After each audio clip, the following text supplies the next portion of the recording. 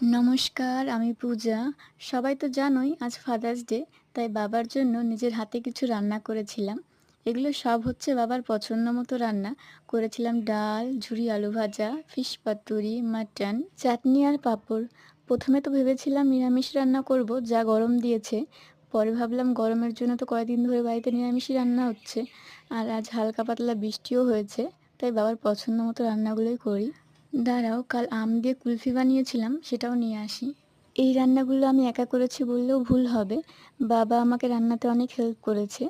আগে সব রান্না করলেও মাটন আমি কখনো আগে রান্না করিনি, আজ প্রথমবার করলাম। এই কেকের ভিডিও তো আমি অলরেডি পোস্ট করে দিয়েছি, চাইলে দেখতে পারো। তোমাদের তো দেখানোই হয়নি বাবার জন্য কি গিফট নিয়েছি। দাঁড়াও দেখাচ্ছি। বাবার জন্য একটা ফোন আর একটা রিং নিয়েছিলাম।